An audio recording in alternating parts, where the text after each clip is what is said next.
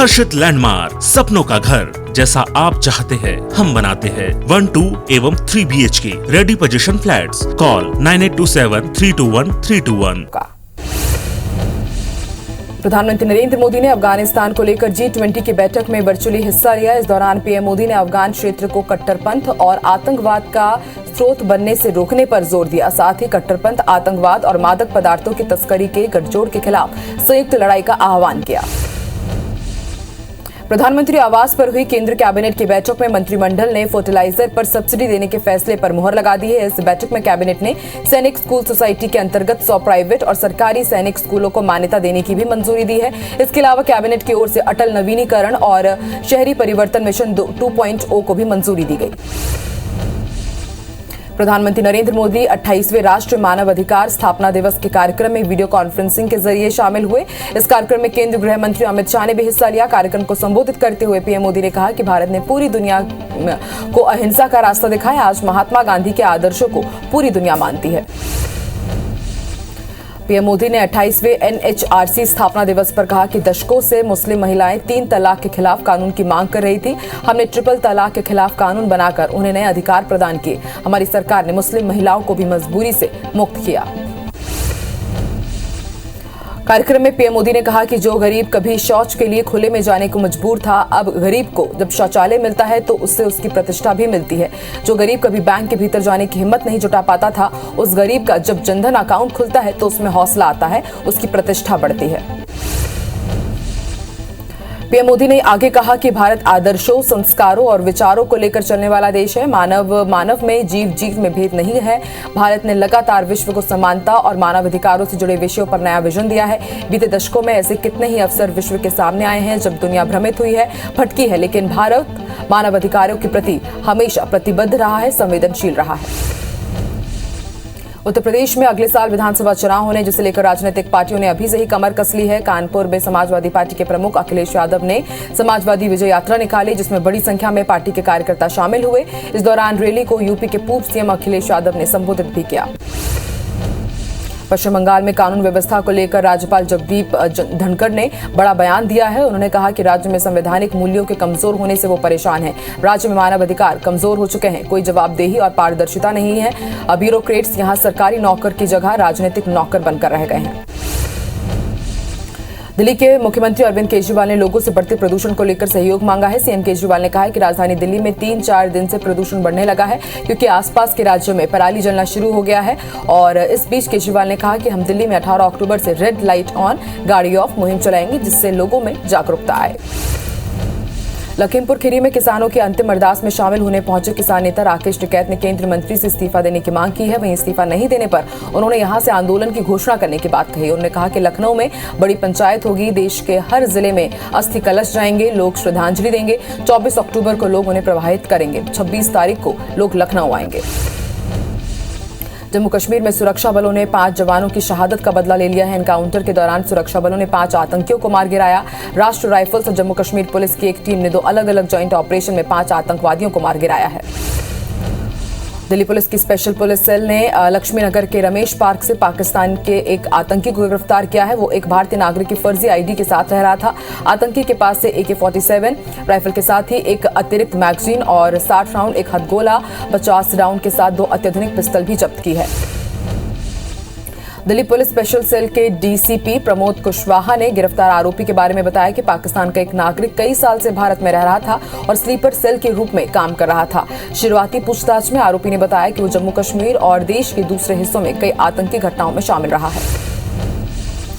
राष्ट्रीय जांच एजेंसी यानी कि NIA की विशेष टीम ने केरल, कर्नाटक और तमिलनाडु में कई जगहों पर छापेमार कार्रवाई की। ये छापेमारी एडक्करा माओवादी मामले में की गई है। ये मामला देश विरोधी गतिविधियों के लिए प्रतिबंधित आतंकवादी संगठन भाकपा के सदस्यों की साजिश से जुड़ा हुआ है। जानकारी के मुताबिक NIA ने केरल, कर्नाटक और तमिलनाडु की 20 जगह पर छापेमारी की है।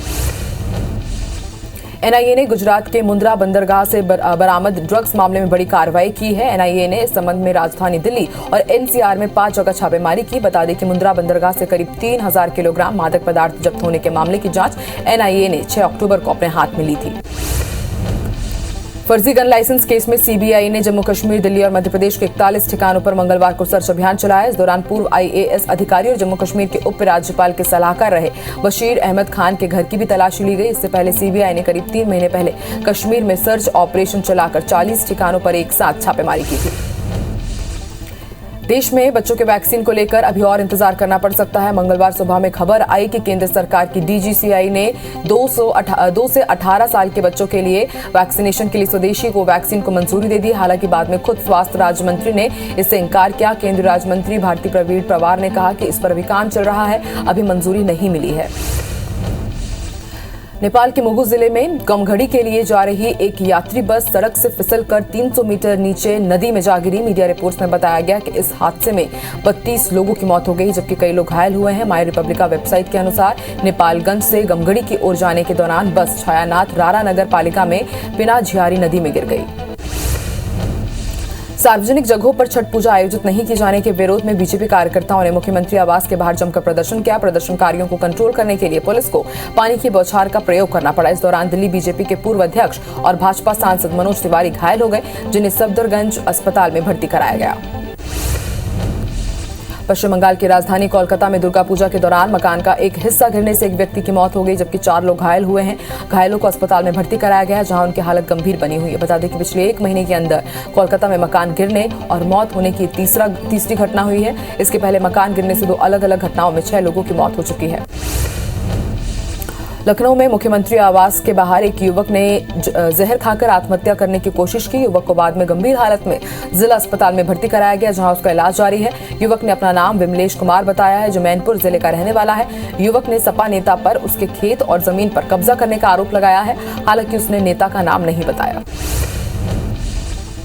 गूगल की ईमेल सर्विस जीमेल मंगलवार को कुछ समय के लिए डाउन हो गई। वेबसाइट डाउन डिटेक्टर के मुताबिक देश के कुछ हिस्से में यूजर्स को जीमेल पर काम करने में मुश्किलों का सामना करना पड़ा।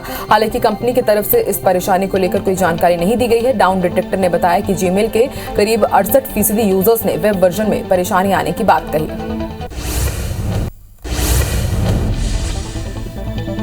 प्रधानमंत्री नरेंद्र मोदी ने अफगानिस्तान को लेकर G20 की बैठक में वर्चुअली हिस्सा लिया। इस दौरान पीएम मोदी ने अफगान क्षेत्र को कट्टरपंथ और आतंकवाद का स्रोत बनने से रोकने पर जोर दिया। साथ ही कट्टरपंथ, आतंकवाद और मादक पदार्थों की तस्करी के गठजोड़ के खिलाफ संयुक्त लड़ाई का आह्वान किया।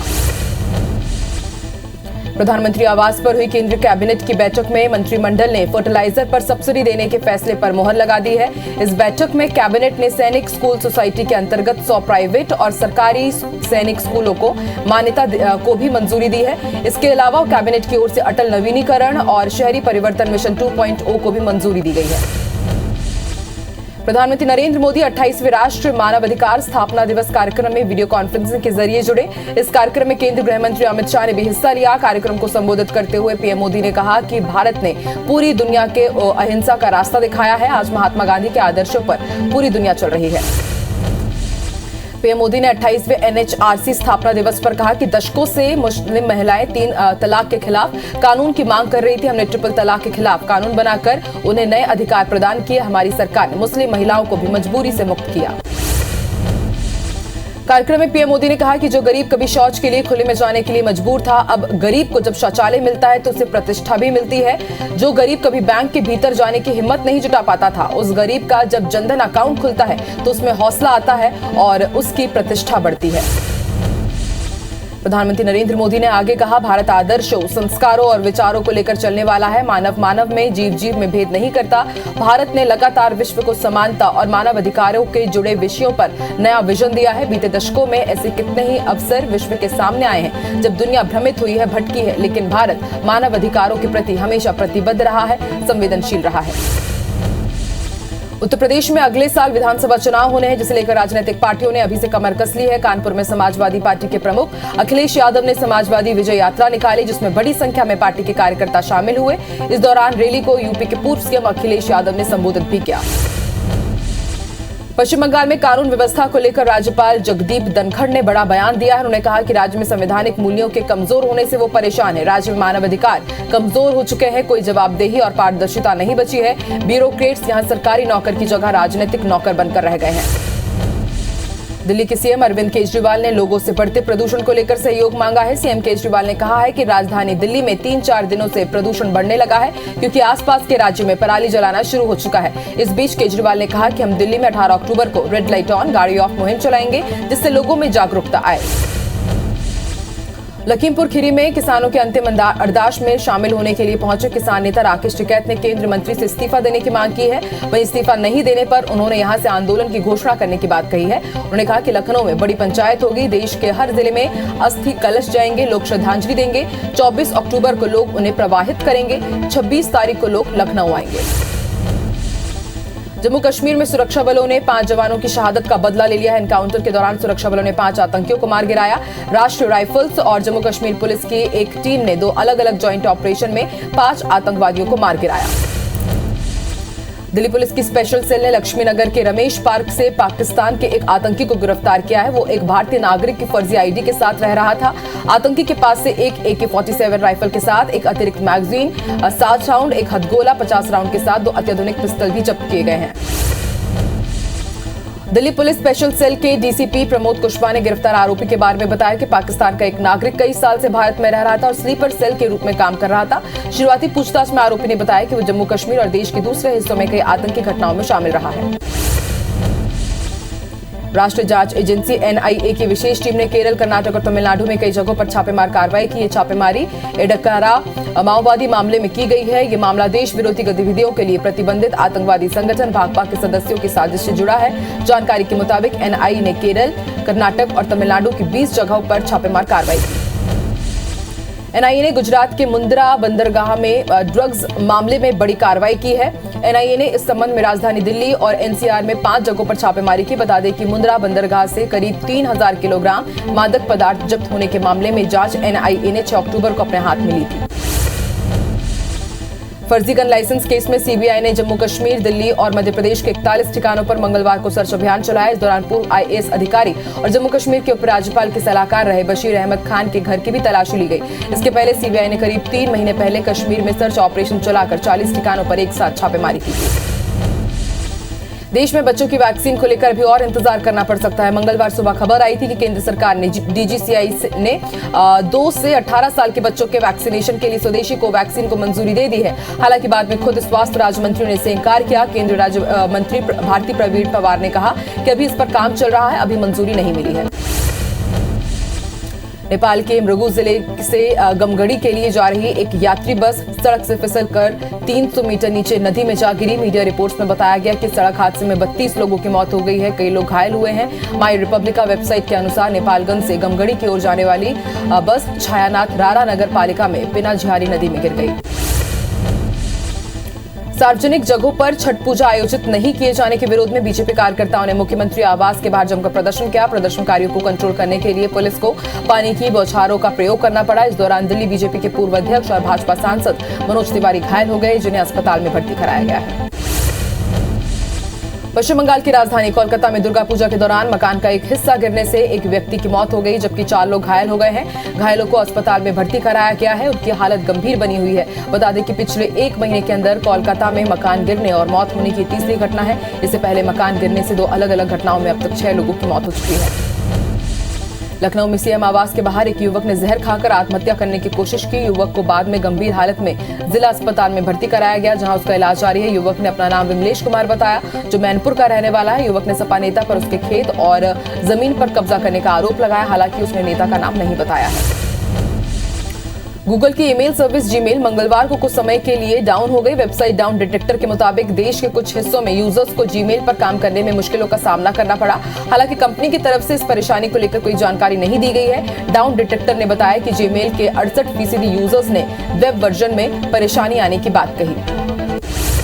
खबरों का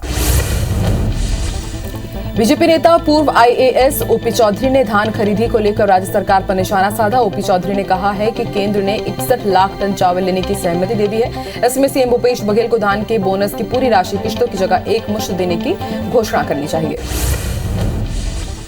पूर्व मंत्री जयवर्धन सिंह खरगोन के बड़वा पहुंचे, जहां उन्होंने खंडवा लोकसभा उपचुनाव के कांग्रेस प्रत्याशी ठाकुर राज नारायण सिंह और कांग्रेस कार्यकर्ताओं से मुलाकात की। साथ ही चुनावी रणनीति पर भी चर्चा की गई। इस दौरान बड़वा के कांग्रेस विधायक सचिन बिरला भी मौजूद रहे। मध्य प्रदेश में शराब की खपत बढ़ाने को लेकर आयोजित बैठक को विवाद बढ़ने के बाद रद्द कर दिया गया। बैठक को लेकर कांग्रेस ने सरकार पर सवाल उठाए थे। ये बैठक प्रमुख सचिव वाणिज्यिक कर विभाग की अध्यक्षता में होनी थी, जिसे अब रद्द कर दिया गया। भोपाल में बीजेपी के प्रतिनिधि मंडल ने निर्वाचन आयोग में कांग्रेस के खिलाफ 2 शिकायत की है। साथ ही चुनाव आयोग से कार्रवाई की भी मांग की गई है। पहली शिकायत बीजेपी उम्मीदवार सुलोचना की फेक आईडी बनाने की है, जबकि दूसरी शिकायत कांग्रेस उम्मीदवार के प्रचार के दौरान असंसदीय भाषा का इस्तेमाल करने को लेकर है। भारतीय रेलवे की मान्यता प्राप्त कर्मचारी संगठनों में से एक वेस्टर्न सेंट्रल रेलवे मजदूर संघ की वर्किंग कमेटी ने संघ के अध्यक्ष आरपी भटनागर को निलंबित कर दिया। इसके बाद संघ के पदाधिकारियों ने उनसे इस्तीफे की मांग की और पश्चिम मध्य रेल जोन कार्यालय में के सामने जमकर प्रदर्शन किया गया। देश में कोरोना संक्रमण के कम होते केसेस को देखते हुए यात्री विमानों को पूरी क्षमता के साथ उड़ान भरने की मंजूरी मिल गई है। केंद्र सरकार ने 18 अक्टूबर से डोमेस्टिक फ्लाइट्स को 100% कैपेसिटी के साथ उड़ने की इजाजत दे दी है। सिविल एविएशन मिनिस्ट्री ने बताया कि देश में अब डोमेस्टिक फ्लाइट बिना प्रतिबंध के उड़ानें संचालित कर सकेंगे। हालांकि कोरोना गाइडलाइन का सख्ती से पालन करना होगा। भोपाल में कोरोना वैक्सीन का फर्स्ट डोज का जो आंकड़ा है वो लगभग 100% हो गया है, लेकिन सेकेंड डोज काफी कम लगे हैं। ऐसे में सरकार से लेकर अफसर तक सेकेंड डोज लगवाने के लिए लोगों को प्रेरित कर रहे हैं। मंगलवार को कलेक्टर ने 2 लोगों को फोन किया और उनसे सेकेंड डोज लगवाने की अपील की। खबरों की तरफ आज पीएम मोदी वीडियो कॉन्फ्रेंसिंग के जरिए प्रधानमंत्री गति शक्ति राष्ट्र मास्टर प्लान की शुरुआत करेंगे, जिसके जरिए करीब 100 लाख करोड़ रुपए की बुनियादी ढांचा परियोजनाओं के विकास को फुल स्पीड मिलेगी। इससे उद्योगों की कार्य क्षमता बढ़ाने में मदद मिलेगी।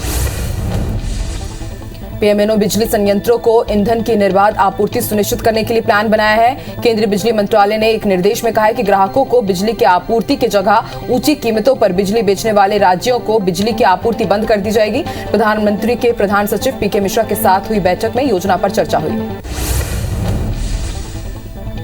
प्रधानमंत्री नरेंद्र मोदी ने अफगानिस्तान को लेकर G20 की बैठक में वर्चुअली हिस्सा लिया। इस दौरान पीएम मोदी ने अफगान क्षेत्र को कट्टरपंथ और आतंकवाद का स्रोत बनने से रोकने पर जोर दिया। साथ ही कट्टरपंथ, आतंकवाद और मादक पदार्थों की तस्करी से गठजोड़ के खिलाफ संयुक्त लड़ाई का आह्वान किया। प्रधानमंत्री आवास पर हुई केंद्र कैबिनेट की बैठक में मंत्रिमंडल ने फर्टिलाइजर पर सब्सिडी देने के फैसले पर मुहर लगा दी है। इस बैठक में कैबिनेट ने सैनिक स्कूल सोसाइटी के अंतर्गत 100 प्राइवेट और सरकारी सैनिक स्कूलों को मान्यता देने को भी मंजूरी दी है। इसके अलावा कैबिनेट की ओर से अटल नवीनीकरण और शहरी परिवर्तन मिशन 2.0 को भी मंजूरी दी गई है। प्रधानमंत्री नरेंद्र मोदी 28वें राष्ट्रीय मानवाधिकार स्थापना दिवस कार्यक्रम में वीडियो कॉन्फ्रेंसिंग के जरिए शामिल हुए। इस कार्यक्रम में केंद्रीय गृह मंत्री अमित शाह ने भी हिस्सा लिया। कार्यक्रम को संबोधित करते हुए पीएम मोदी ने कहा कि भारत ने पूरी दुनिया को अहिंसा का रास्ता दिखाया। आज महात्मा गांधी के आदर्शों को पूरी दुनिया मानती है। पीएम मोदी ने 28वें NHRC स्थापना दिवस पर कहा कि दशकों से मुस्लिम महिलाएं 3 तलाक के खिलाफ कानून की मांग कर रही थी। हमने ट्रिपल तलाक के खिलाफ कानून बनाकर उन्हें नए अधिकार प्रदान किए। हमारी सरकार ने मुस्लिम महिलाओं को भी मजबूरी से मुक्त किया। कार्यक्रम में पीएम मोदी ने कहा कि जो गरीब कभी शौच के लिए खुले में जाने के लिए मजबूर थे, अब गरीब को जब शौचालय मिलता है तो उसे प्रतिष्ठा भी मिलती है। जो गरीब कभी बैंक के भीतर जाने की हिम्मत नहीं जुटा पाता था, उस गरीब का जब जनधन अकाउंट खुलता है तो उसमें हौसला आता है, उसकी प्रतिष्ठा बढ़ती है। पीएम मोदी ने आगे कहा कि भारत आदर्शों, संस्कारों और विचारों को लेकर चलने वाला देश है। मानव मानव में, जीव जीव में भेद नहीं है।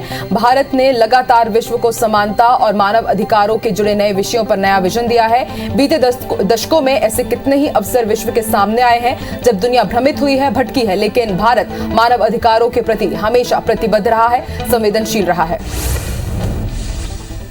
स्वतंत्रता संग्राम सेनानी वीर सावरकर पर पुस्तक के विमोचन कार्यक्रम में आरएसएस प्रमुख मोहन भागवत ने कहा है कि भारत में आज के समय में सावरकर के बारे में सही जानकारी का अभाव है। सावरकर के बारे में लिखी गई 3 पुस्तकों के जरिए काफी जानकारी हासिल की जा सकती है। भागवत ने कहा कि स्वतंत्रता के बाद से ही वीर सावरकर को बदनाम करने की मुहिम चली। अब इसके बाद स्वामी विवेकानंद, स्वामी दयानंद सरस्वती और योगी अरविंद को बदनाम करने का नंबर लगेगा, क्योंकि सावरकर इन तीनों के विचारों से प्रभावित थे। उत्तर प्रदेश के लखीमपुर खीरी की घटना को लेकर देश भर में सियासत जारी है। कांग्रेस का प्रतिनिधिमंडल राहुल गांधी के नेतृत्व में आज राष्ट्रपति से मुलाकात करेगा और सभी तथ्यों से जुड़े दस्तावेज राष्ट्रपति रामनाथ कोविंद को सौंपेंगे। उत्तर प्रदेश में अगले साल विधानसभा चुनाव होने हैं, जिसे लेकर राजनीतिक पार्टियों ने अभी से ही कमर कस ली है। कानपुर में समाजवादी पार्टी के प्रमुख अखिलेश यादव ने समाजवादी विजय यात्रा निकाली, जिसमें बड़ी संख्या में पार्टी के कार्यकर्ता शामिल हुए। इस दौरान रैली को यूपी के पूर्व सीएम अखिलेश यादव ने संबोधित भी किया।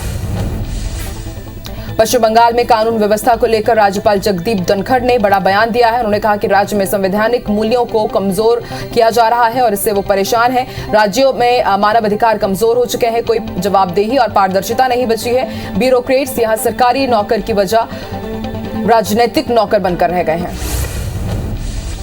दिल्ली के सीएम अरविंद केजरीवाल ने लोगों से बढ़ते प्रदूषण को लेकर सहयोग मांगा है। सीएम केजरीवाल ने कहा कि राजधानी दिल्ली में 3-4 दिनों से प्रदूषण बढ़ने लगा है, क्योंकि आसपास के राज्यों में पराली जलाना शुरू हो चुका है। इस बीच केजरीवाल ने कहा कि हम दिल्ली में 18 अक्टूबर से रेड लाइट ऑन, गाड़ी ऑफ मुहिम चलाएंगे, जिससे लोगों में जागरूकता आए।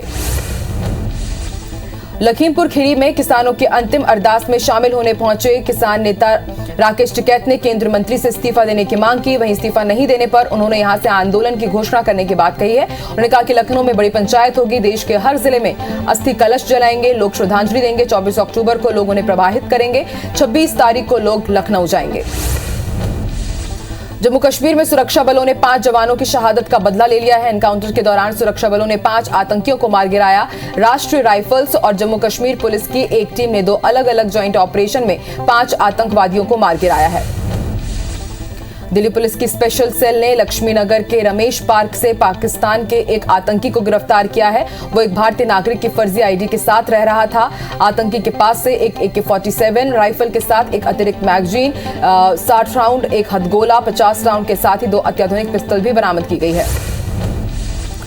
दिल्ली पुलिस स्पेशल सेल के डीसीपी प्रमोद कुशवाहा ने गिरफ्तार आरोपी के बारे में बताया कि पाकिस्तानी का एक नागरिक कई सालों से भारत में रह रहा था और स्लीपर सेल के रूप में काम कर रहा था। शुरुआती पूछताछ में आरोपी ने बताया कि वो जम्मू कश्मीर और देश के दूसरे हिस्सों में कई आतंकी घटनाओं में शामिल रहा है।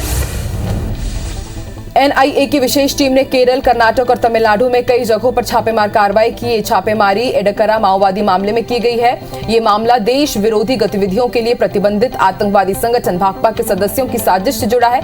जानकारी के मुताबिक NIA ने केरल, कर्नाटक और तमिलनाडु की 20 जगहों पर छापेमारी की है। NIA ने गुजरात के मुंद्रा बंदरगाह से बरामद ड्रग्स मामले में बड़ी कार्रवाई की है। NIA ने इस संबंध में राजधानी दिल्ली और NCR में 5 जगहों पर छापेमारी की है। बता दें कि मुंद्रा बंदरगाह से करीब 3000 किलोग्राम मादक पदार्थ जब्त होने के मामले की जांच NIA ने 6 अक्टूबर को अपने हाथ में ले ली थी।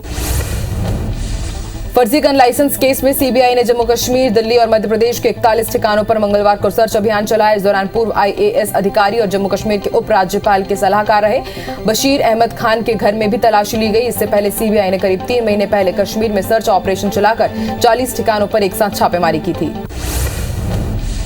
नेपाल के मुगु जिले से गमगढ़ी के लिए जा रही एक यात्री बस सड़क से फिसलकर 300 मीटर नीचे नदी में जा गिरी। मीडिया रिपोर्ट्स में बताया गया है कि सड़क हादसे में 32 लोगों की मौत हो गई है, जबकि कई लोग घायल हुए हैं। माई रिपब्लिका वेबसाइट के अनुसार नेपालगंज से गमगढ़ी की ओर जाने के दौरान बस छायानाथ रारा नगर पालिका में पिनाझियारी नदी में गिर गई। सार्वजनिक जगहों पर छठ पूजा आयोजित नहीं किए जाने के विरोध में बीजेपी कार्यकर्ताओं ने मुख्यमंत्री आवास के बाहर जमकर प्रदर्शन किया। प्रदर्शनकारियों को कंट्रोल करने के लिए पुलिस को पानी की बौछार का भी उपयोग करना पड़ा। इस दौरान दिल्ली बीजेपी के पूर्व अध्यक्ष और भाजपा सांसद मनोज तिवारी घायल हो गए, जिन्हें अस्पताल में भर्ती कराया गया। क्रूज ड्रग्स मामले में शाहरुख खान के बेटे आर्यन खान समेत 3 लोगों की जमानत याचिका पर आज सुनवाई हो सकती है। शनिवार को आर्यन खान, अरबाज और मुनमुन धमेचा की जमानत याचिका को मुंबई लोअर कोर्ट ने खारिज कर दिया था। लोअर कोर्ट का कहना था कि NDPS की जिन धाराओं के तहत मामला दर्ज किया गया है, उन धाराओं में जमानत याचिका पर सुनवाई करने की शक्ति उनके पास नहीं है। मुंबई के कुल्ला इलाके में नेहरू नगर में एक आवासीय क्षेत्र में खड़ी करीब 20 बाइकों में अचानक आग लग गई। इस दौरान सभी मोटरसाइकिल जलकर खाक हो गई। मौके पर पहुंची दमकल विभाग की टीम ने आग पर काबू पाया। पश्चिम बंगाल की राजधानी कोलकाता में दुर्गा पूजा के दौरान मकान का एक हिस्सा गिरने से एक व्यक्ति की मौत हो गई, जबकि 4 लोग घायल हो गए हैं। घायलों को अस्पताल में भर्ती कराया गया है। उनकी हालत गंभीर बनी हुई है। बता दें कि पिछले 1 महीने के अंदर कोलकाता में मकान गिरने और मौत होने से तीसरी घटना है। इसके पहले मकान गिरने से 2 अलग अलग घटनाओं में 6 लोगों की मौत हो चुकी है। लखनऊ में मुख्यमंत्री आवास के बाहर एक युवक ने जहर खाकर आत्महत्या करने की कोशिश की। युवक को बाद में गंभीर हालत में जिला अस्पताल में भर्ती कराया गया, जहां उसका इलाज जारी है। युवक ने अपना नाम विमलेश कुमार बताया है, जो मैनपुर जिले का रहने वाला है। युवक ने सपा नेता पर उसके खेत और जमीन पर कब्जा करने का आरोप लगाया है। हालांकि उसने नेता का नाम नहीं बताया। गूगल की ईमेल सर्विस जीमेल मंगलवार को कुछ समय के लिए डाउन हो गई। वेबसाइट डाउन डिटेक्टर के मुताबिक देश के कुछ हिस्सों में यूजर्स को जीमेल पर काम करने में मुश्किलों का सामना करना पड़ा। हालांकि कंपनी की तरफ से इस परेशानी को लेकर कोई जानकारी नहीं दी गई। डाउन डिटेक्टर ने बताया कि जीमेल के करीब 68% यूजर्स ने वेब वर्जन में परेशानी आने की बात कही। खबरों का छत्तीसगढ़ कांग्रेस प्रदेश प्रभारी पीएल पुनिया आज रायपुर आने वाले हैं। एआईसीसी के छत्तीसगढ़ प्रभारी सचिव सप्तगिरी शंकर उल्का और चंदन यादव भी आज रायपुर आएंगे। कल प्रदेश कार्यकारिणी की बैठक में ये दोनों शामिल होंगे। बैठक में सीएम भूपेश बघेल और पीसीसी अध्यक्ष भी मौजूद रहेंगे। आज छत्तीसगढ़ दौरे पर केंद्र कोयला मंत्री प्रहलाद जोशी आएंगे। सुबह 11 बजे वो बिलासपुर पहुंचेंगे। देश में कोयला के संकट को लेकर कोरबा के दीपका, गेवरा और कुसमुंडा में एसईसीएल के अधिकारियों के साथ वो बैठक लेंगे। बैठक के बाद केंद्रीय मंत्री रायपुर से होते हुए झारखंड के लिए रवाना होंगे। बीजेपी नेता और पूर्व आईएएस ओपी चौधरी ने धान खरीदी को लेकर राज्य सरकार पर निशाना साधा। ओपी चौधरी ने कहा है कि केंद्र ने 61 लाख टन चावल लेने की सहमति दे दी है। ऐसे में सीएम भूपेश बघेल को धान के बोनस की पूरी राशि किश्तों की जगह एक मुश्त देने की घोषणा करनी चाहिए। पूर्व मंत्री जयवर्धन सिंह खरगोन के बड़वा पहुंचे, जहां उन्होंने खंडवा लोकसभा उपचुनाव के कांग्रेस प्रत्याशी ठाकुर राजनारायण सिंह और कांग्रेस कार्यकर्ताओं से मुलाकात की। साथ ही चुनावी रणनीति पर चर्चा की। इस दौरान बड़वा के कांग्रेस विधायक सचिन बिरला भी मौजूद रहे। एमपी में शराब की खपत बढ़ाने को लेकर आयोजित बैठक को विवाद बढ़ने के बाद रद्द कर दिया गया। बैठक को लेकर कांग्रेस ने सरकार पर सवाल उठाए थे। ये बैठक प्रमुख सचिव वाणिज्यिक कर विभाग की अध्यक्षता में होनी थी, जिसे रद्द कर दिया गया। भोपाल में बीजेपी के प्रतिनिधि मंडल ने निर्वाचन आयोग में कांग्रेस के खिलाफ 2 शिकायत की है। साथ ही चुनाव आयोग से कार्रवाई की मांग की गई है। पहली शिकायत बीजेपी उम्मीदवार सुलोचना की फेक आईडी बनाने का है, जबकि दूसरी शिकायत कांग्रेस उम्मीदवार के प्रचार के दौरान असंसदीय भाषा के इस्तेमाल का है। भारतीय रेलवे की मान्यता प्राप्त कर्मचारी संगठनों में से एक वेस्ट सेंट्रल रेलवे मजदूर संघ की वर्किंग कमेटी ने संघ के अध्यक्ष आरपी भटनागर को निलंबित कर दिया है। इसके बाद संघ के पदाधिकारियों ने उनसे इस्तीफे की मांग की है और पश्चिम मध्य रेल जोन कार्यालय के सामने जमकर प्रदर्शन किया। देश में कोरोना संक्रमण के कम होते हुए केस को कम देखते हुए अब यात्री विमानों को पूरी क्षमता के साथ उड़ान भरने की मंजूरी मिल गई है। केंद्र सरकार ने 18 अक्टूबर से डोमेस्टिक फ्लाइट्स को 100% कैपेसिटी के साथ उड़ने की इजाजत दे दी है। सिविल एविएशन मिनिस्ट्री ने बताया कि देश में अब डोमेस्टिक फ्लाइट बिना प्रतिबंधों के उड़ानें संचालित कर सकेंगे। हालांकि कोरोना गाइडलाइन का सख्ती से पालन करना होगा। भोपाल में कोरोना वैक्सीन का फर्स्ट डोज लगाने का आंकड़ा 100% हो गया है, लेकिन सेकेंड डोज काफी कम लगे हैं। ऐसे में सरकार से लेकर अफसर तक अब सेकेंड डोज लगवाने के लिए लोगों को प्रेरित कर रहे हैं। मंगलवार को कलेक्टर अविनाश ने 2 लोगों को फोन किया और उनसे सेकेंड डोज लगवाने की अपील की। देश में बच्चों की वैक्सीन को लेकर अभी और इंतजार करना पड़ सकता है। मंगलवार सुबह में खबर आई थी कि केंद्र सरकार ने डीजीसीआई ने 2 से 18 साल के बच्चों के लिए वैक्सीनेशन को स्वदेशी कोवैक्सीन को मंजूरी दे दी है। हालांकि बाद में खुद स्वास्थ्य राज्य मंत्री ने इसे इनकार किया। उन्होंने कहा कि अभी इस पर काम चल रहा है, अभी मंजूरी नहीं मिली है। ग्वालियर में डेंगू मरीजों का आंकड़ा लगातार बढ़ता जा रहा है। पिछले 24 घंटे में 39 नए डेंगू के मरीज मिले हैं, जिसमें से 20 बच्चे भी डेंगू से संक्रमित पाए गए हैं। जिले में अब तक कुल 583 केस सामने आ चुके हैं। प्रशासन लगातार कोशिश कर रहा है कि डेंगू केसेस कम हो सके, लेकिन इसके बाद भी केस थमने का नाम नहीं ले रहे हैं। सुकमा जिले से लगे ओडिशा के मलकानगिरी में पुलिस और नक्सलियों में मुठभेड़ हुई। मुठभेड़ में 2 महिला, 1 पुरुष नक्सली मारे गए हैं। साथ ही इंसास राइफल भी बरामद किया गया है। वहीं एक जवान भी घायल हुआ है। इसकी पुष्टि बस्तर आईजी सुंदर राजपी ने की है। आईजी के मुताबिक पुलिस 12 दिनों से इंटरस्टेट कोऑर्डिनेशन के जरिए नक्सलियों का पीछा कर रही थी। शाजापुर के द्वारिकापुरी कॉलोनी में खाद्य नगर पालिका राजस्व और पुलिस टीम ने केमिकल से अवैध रूप से सामान बनाने वाली फैक्ट्री पर छापेमार कार्रवाई की। साथ ही कार्रवाई के बाद फैक्ट्री को सील कर दिया गया है। ये काम अवैध तरीके से एक मकान के अंदर किया जा रहा था। अभी फिलहाल फैक्ट्री के मालिक का पता नहीं चल पाया। ग्वालियर में खाद को निर्धारित रेट से अधिक कीमत पर किसानों को ब्लैक में बेचने के मामले में एक दुकानदार के खिलाफ मामला दर्ज किया गया है। पुलिस ने मामला दर्ज कर दुकानदार को गिरफ्तार भी कर लिया है। वहीं इस दुकान पर कल कृषि विभाग के अधिकारियों ने कार्रवाई करते हुए खाद की 84 बोरियों को जब्त किया था। यहां खाद की बोरियों को जिले से बाहर भेजा जा रहा था। इंदौर नगर निगम और जिला प्रशासन द्वारा अवैध निर्माणों और बिना भवन अनुमति के बनाए जा रहे मकानों और शॉपिंग कॉम्प्लेक्स पर लगातार कार्रवाई की जा रही है। इसी कड़ी में इंदौर नगर निगम ने मयंक ब्लू वाटर पार्क के पास बिना अनुमति के बनाए जा रहे 16,000 स्क्वायर फीट के स्ट्रक्चर को जमींदोज कर दिया। हालांकि निगम ने पहले से नोटिस भी दिया था, लेकिन उसके बाद भी निर्माण कराया जा रहा था। सरायपाली पुलिस ने असली सोना दिखाकर नकली सोना बेचने वाले 3 आरोपियों को गिरफ्तार किया। साथ ही उनके पास से नकली सोना, एक बाइक, 10,000 कैश भी जब्त की गई है। अभी आरोपी सरायपाली क्षेत्र के रहने वाले हैं, जिन्होंने तिलाईपाली के रहने वाले महेश राम चौहान से नकली सोना देकर ठगी की थी। कटनी के जिला अस्पताल से फरार हुए कैदी को कोतवाली पुलिस की टीम ने इंदौर से गिरफ्तार किया। आरोपी ने साल 2016 में 3 लोगों की हत्या की थी, जो बीते कुछ दिनों से बीमार चल रहा था, जिसे जिला अस्पताल में भर्ती कराया गया था, जो सितंबर में सुबह अचानक अस्पताल से भाग गया था।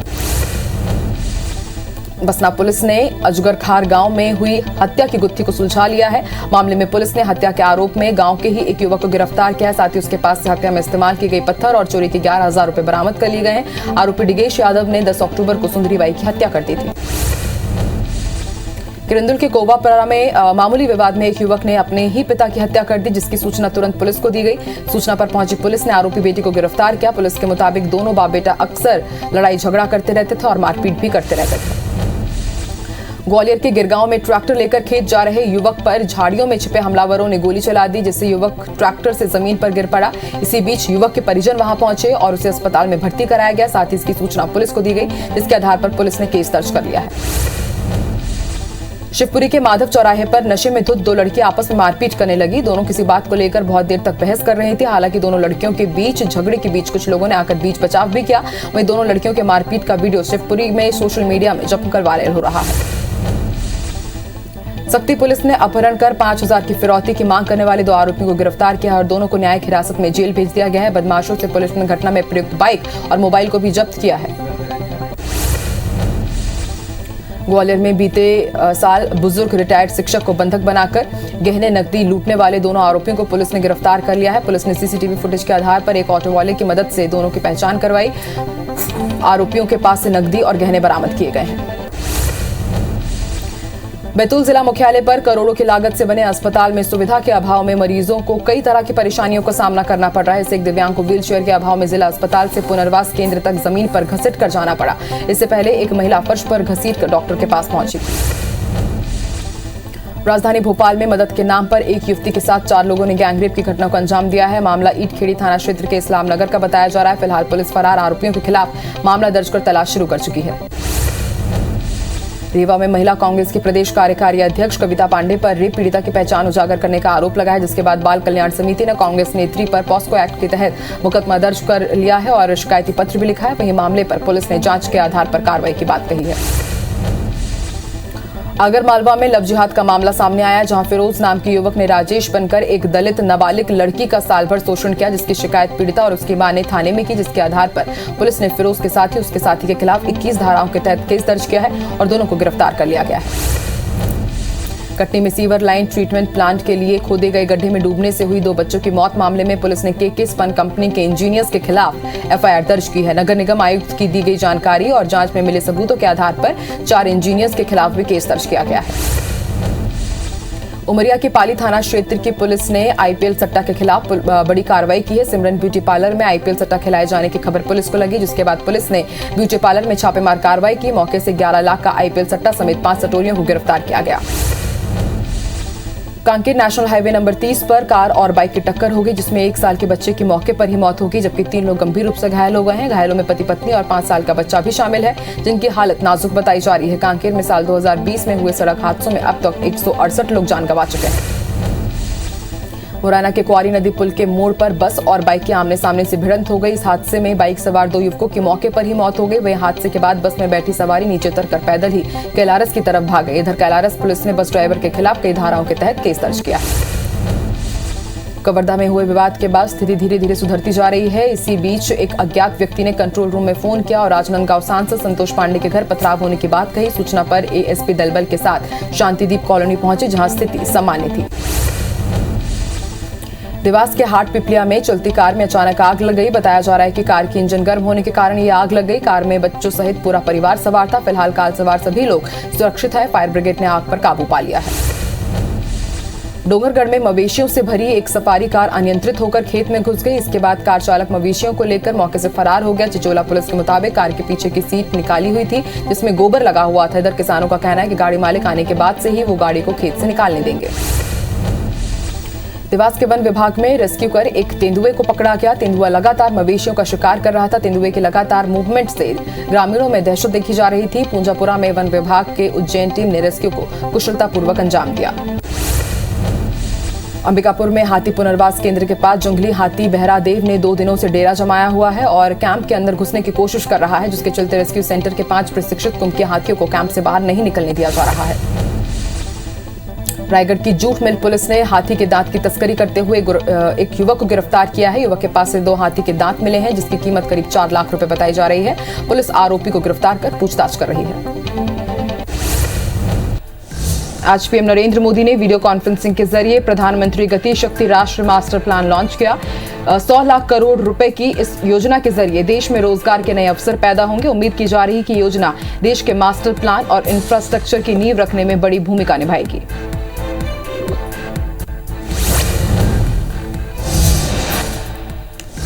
स्वतंत्रता संग्राम सेनानी वीर सावरकर पर पुस्तक के विमोचन कार्यक्रम में आरएसएस प्रमुख मोहन भागवत ने कहा है कि भारत में आज के समय में सावरकर के बारे में सही जानकारी का अभाव है। सावरकर के बारे में लिखी गई 3 पुस्तकों के जरिए काफी जानकारी हासिल की जा सकती है।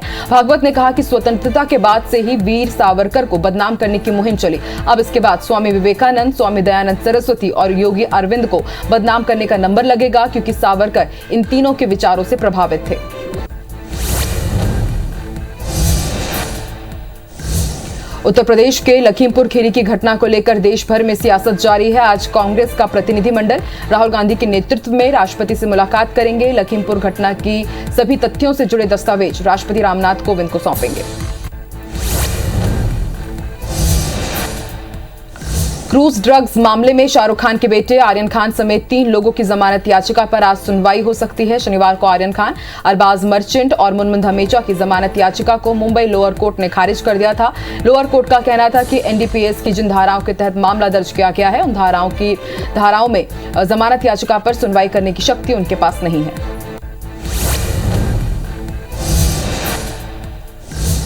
गुजरात के राजकोट में युवतियों ने नवरात्रि के दौरान पीपीई किट पहनकर गरबा किया और लोगों को कोरोना के प्रति जागरूकता का संदेश दिया।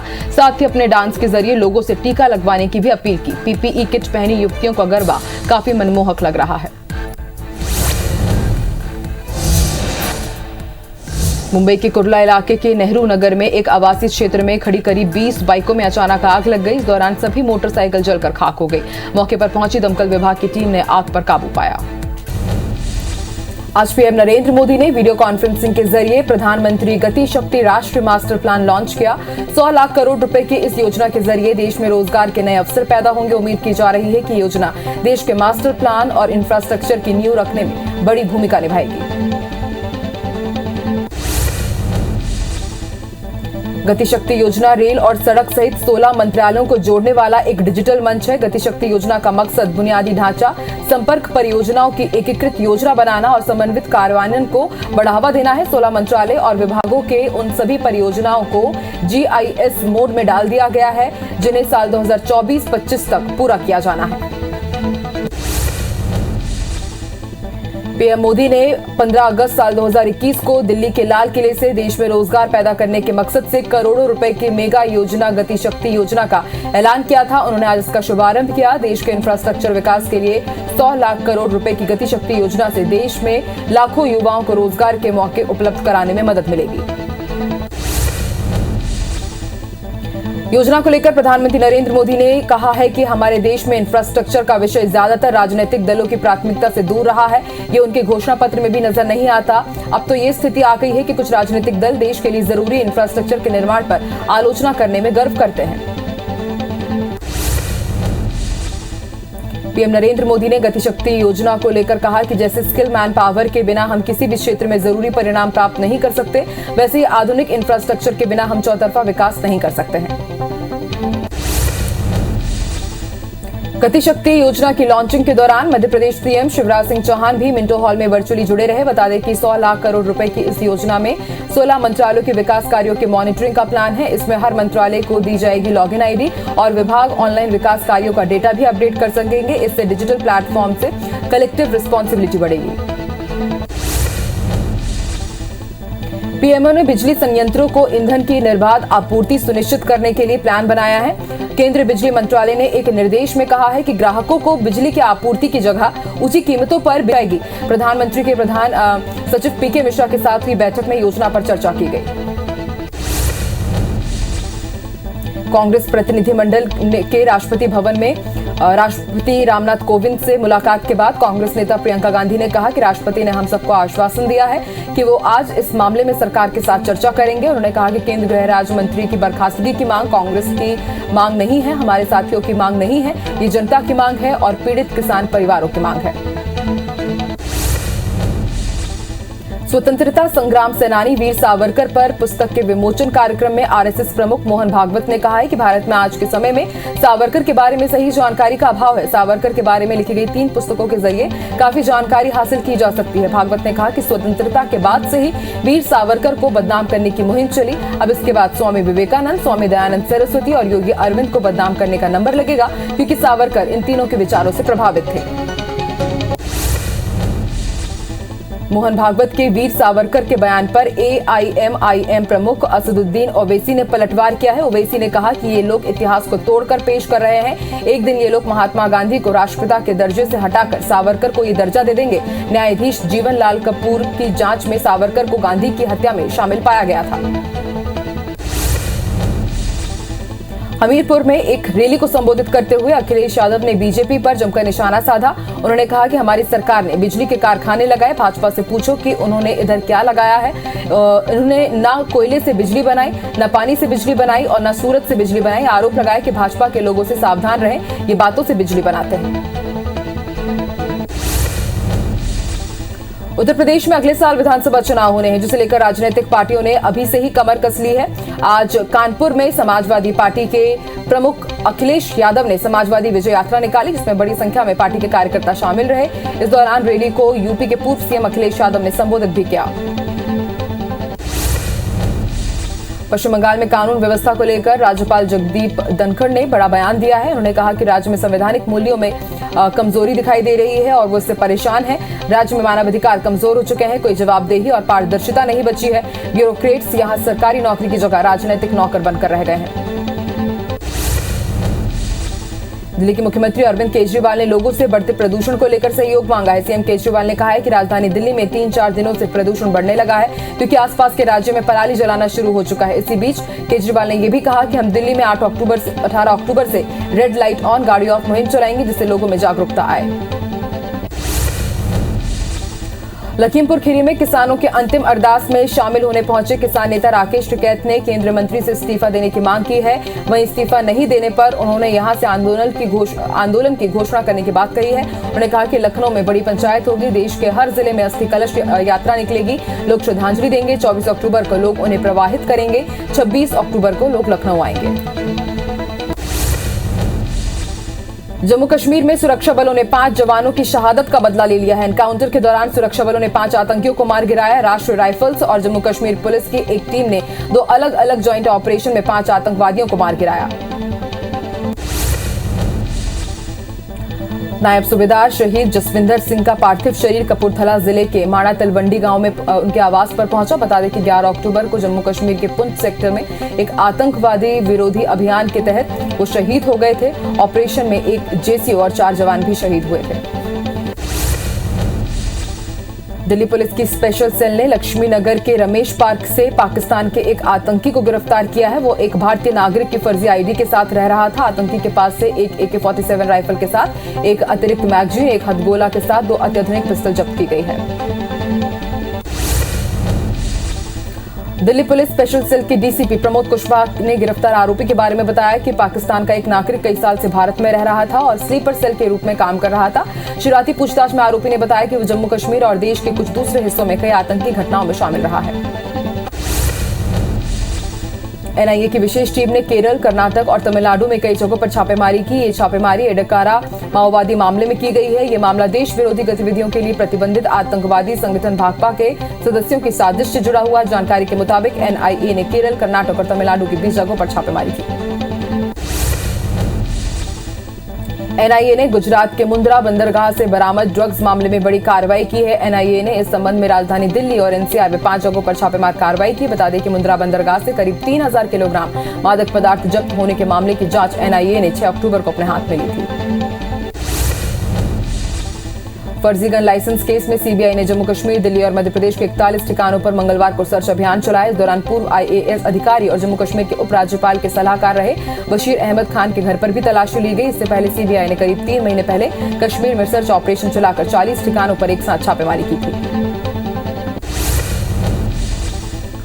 नेपाल के मुगु जिले से गमगढ़ी के लिए जा रही एक यात्री बस सड़क से फिसलकर 300 मीटर नीचे नदी में जा गिरी। मीडिया रिपोर्ट्स में बताया गया है कि इस सड़क हादसे में 32 लोगों की मौत हुई है, जबकि कई लोग घायल भी हुए हैं। माई रिपब्लिका वेबसाइट के अनुसार नेपालगंज से गमगढ़ी की ओर जाने के दौरान बस छायानाथ रारा नगर पालिका में पिनाझारी नदी में गिर गई।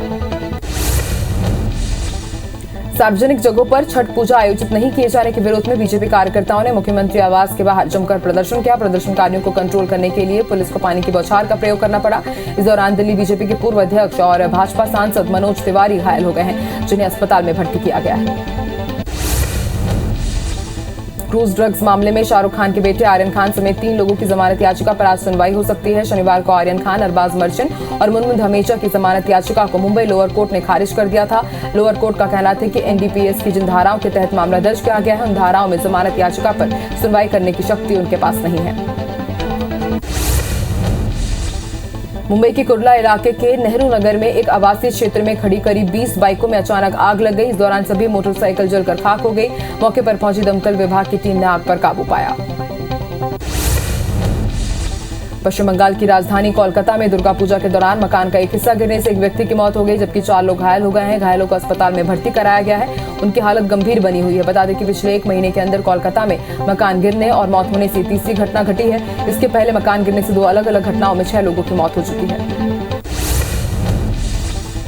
उत्तर प्रदेश के प्रयागराज में अज्ञात बदमाशों ने सोते समय मां बेटी की गला रेतकर हत्या कर दी। एसपी ने बताया कि हत्या का कारण फिलहाल स्पष्ट नहीं, लेकिन पुलिस गांव के लोगों से पूछताछ कर रही है। पिता के सर पर भी चोट लगने के कारण उसे अस्पताल में भर्ती कराया गया है। लखनऊ में मुख्यमंत्री आवास के बाहर एक युवक ने जहर खाकर आत्महत्या करने की कोशिश की। युवक को बाद में गंभीर हालत में जिला अस्पताल में भर्ती कराया गया है, जहां उसका इलाज जारी है। युवक ने अपना नाम विमलेश कुमार बताया है, जो मैनपुर जिले का रहने वाला है। युवक ने सपा नेता पर उसके खेत और जमीन पर कब्जा करने का आरोप लगाया। हालांकि उसने नेता का नाम नहीं बताया है। गूगल की ईमेल सर्विस जीमेल मंगलवार को कुछ समय के लिए डाउन हो गई थी। वेबसाइट डाउन डिटेक्टर के मुताबिक देश के कुछ हिस्सों में यूजर्स को जीमेल पर काम करने में मुश्किलों का सामना करना पड़ा। हालांकि कंपनी की तरफ से इस परेशानी को लेकर कोई जानकारी नहीं दी गई है। डाउन डिटेक्टर ने बताया कि जीमेल के 68% यूजर्स ने वेब वर्जन में परेशानी आने की बात कही है। छत्तीसगढ़ कांग्रेस प्रदेश प्रभारी पीएल पुनिया आज रायपुर के दौरे पर आएंगे। एआईसीसी के छत्तीसगढ़ प्रभारी सचिव सप्तगिरी शंकर उल्का और चंदन यादव भी आएंगे। कल प्रदेश कार्यकारिणी की बैठक में वो शामिल होंगे, जिसमें सीएम भूपेश बघेल और पीसीसी अध्यक्ष भी मौजूद रहेंगे। यूपी के लखीमपुर खीरी में हुई किसानों की मौत मामले में राजनांदगांव जिला किसान संघ ने शहीद किसान दिवस मनाया और चरणबद्ध आंदोलन की शुरुआत की। किसान संघ ने राजनांदगांव शहर के जयस्तंभ चौक में दिवंगत किसानों को श्रद्धांजलि दी। साथ ही केंद्र योगी सरकार के खिलाफ जमकर नारेबाजी की गई। फॉरेस्ट विभाग के बीट गार्ड को 22 साल बाद बिलासपुर हाईकोर्ट से न्याय मिला है, लेकिन न्याय पाने वाला बीट गार्ड अब इस दुनिया में ही नहीं है। हाईकोर्ट की निचली अदालत से भ्रष्टाचार निवारण अधिनियम के तहत सुनाई गई सजा को निरस्त कर बीट गार्ड शिव प्रसाद को दोषमुक्त कर दिया गया। केशकाल में सरपंच पति ने ग्रामीणों का राशन कार्ड नहीं बनने और जिला खाद्यान्न शाखा के बाबू से कहासुनी के बाद खुदकुशी की कोशिश की। दरअसल ग्रामीणों का राशन कार्ड बनाने सरपंच पति राम यदु जिला खाद्यान्न शाखा पहुंचे थे, जहां उसकी बाबू के साथ कहासुनी होगी। इसके बाद वो गांव पहुंचा और अपने ऊपर पेट्रोल डालकर खुदकुशी की कोशिश की। हालांकि तहसीलदार और एसडीओपी ने उसे रोक लिया। रायपुर के आरंग में चोरी का कच्चा लोहा बेचने वाले गैंग के 3 शातिर आरोपियों को पुलिस ने गिरफ्तार किया है। साथ ही चोरी के 24 टन कच्चे लोहे से भरा एक ट्रक भी जब्त किया है। पुलिस के मुताबिक उन्हें मुखबिर से सूचना मिली थी, जिसके आधार पर उन्होंने कार्रवाई करते हुए आरोपियों को धर दबोचा।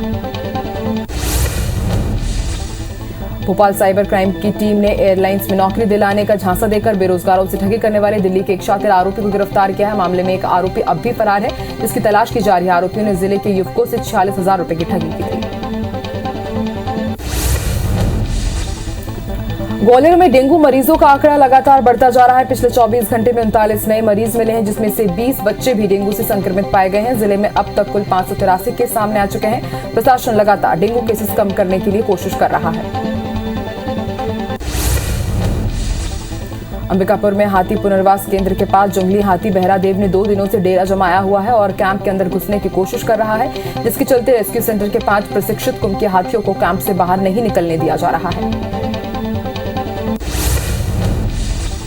देश भर में आज नवरात्रि की अष्टमी मनाई जा रही है। इस दिन मां महागौरी के पूजन का विधान है। आज मंदिरों और पंडालों में हवन, कन्या पूजन और भंडारा किया जा रहा है। आदिशक्ति मां दुर्गा की कृपा पाने के लिए नवरात्रि का समय बेहद शुभ है और उसमें महाअष्टमी या दुर्गा अष्टमी का महत्व और भी बढ़ जाता है।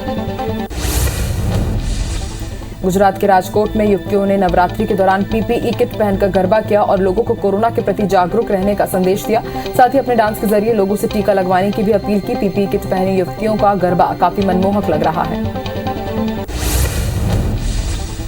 देवास के प्रसिद्ध टेकरी माता मंदिर में श्रद्धालुओं की भीड़ जमकर उमड़ रही है। इस वजह से प्रशासन को भीड़ रोकने के लिए पसीने बहाने पड़ रहे हैं। एसपी ने खुद मोर्चा संभाला हुआ है। भक्तों के भीड़ को पॉइंट बनाकर डायवर्ट किया जा रहा है। वहीं आज अष्टमी और कल नवमी के लिए स्पेशल फोर्स भी बुलाई गई है।